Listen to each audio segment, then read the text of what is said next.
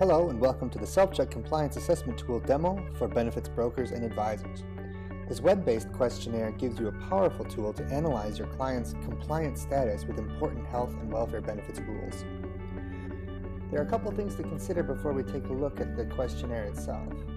First, the tool is accessed through the purchase of an employer license. One license is good for one employer. It is possible to buy one license at a time, but there are substantial discounts for block buys. The tool has 3 levels of access, and a brokerage firm automatically gets access to all 3 when they sign up. The first level is the user or employer level. This is the level at which your clients will enter the tool and will only be able to see and answer the questions contained in the questionnaire. The second level of access is the broker level. They again gain entry through unique login credentials, but once inside, they can create login credentials for individual employer clients. They can also impersonate the accounts of the clients that they have created. The third level of access is the admin level.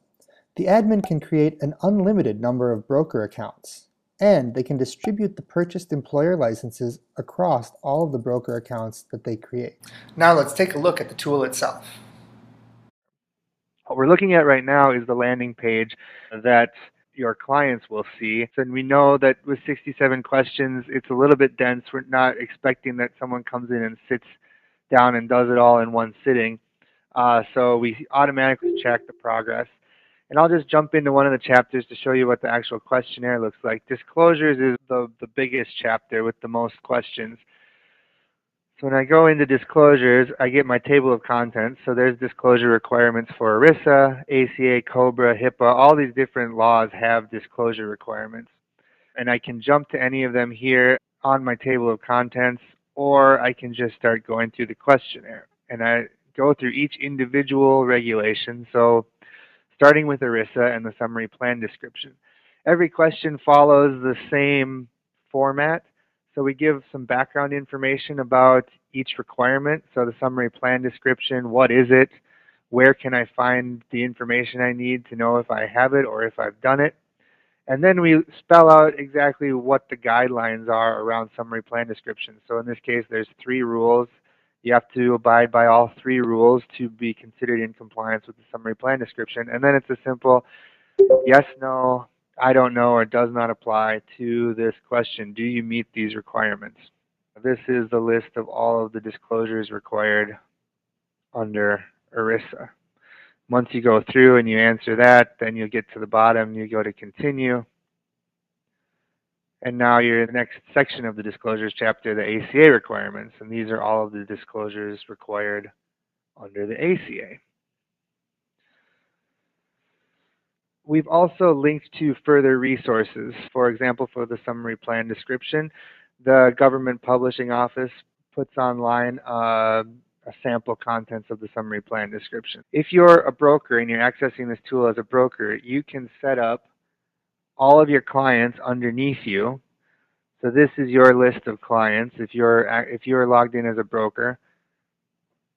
And you have different things you can do for each client. So one of the things you can do is you can deny them access to the report. If you deny them access to the report, when they go to the home page, they'll never see this report tab. They won't know that the report is even something that's automatically generated. And the reason for doing that, it depends on your strategy, of course, but it gives you, as the broker, a chance to see the results before the employer ever does. So right now, I have all the reports denied for my employer clients, but if I click granted, then you'll see they would be able to see the report as they work through the tool. Update, I can update the client information, so I can update name, company name, email address. I can assign them a new password. I can deactivate or activate their account, and I can also impersonate the client. Let's take Ben here. I'm going to impersonate Ben. When I do that, I see my bar turn green, and it tells me I'm acting as my client company. Now if I go to my home page, I will see the report as Ben has answered the questions. So I can go through and check his answers. I can also see his report. Even if I've denied it to him, what you get is breakdown for each chapter of the compliance status, the temperature gauge, where you are in and out of compliance with certain things. You'll see these letters over on the right-hand side. These are what we call risk profiles. So for every requirement, we've broken them down into up to 4 risk profiles, which are defined up above. So this way, the employer gets the information, what are they not in compliance with, and it helps give them a little bit of information to start prioritizing. The last thing about the report, you can download it as a spreadsheet, and that's unformatted data dump, but you can also download it as a PDF.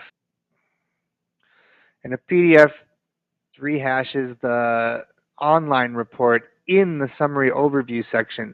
But what's different about the PDF is we've included at the end the full compliance report.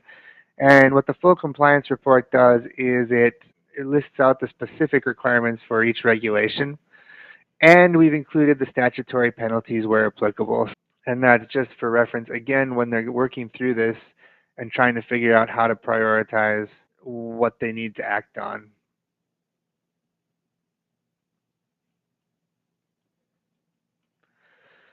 So the last function that I have as a broker that the clients don't have is I have this Preferences tab.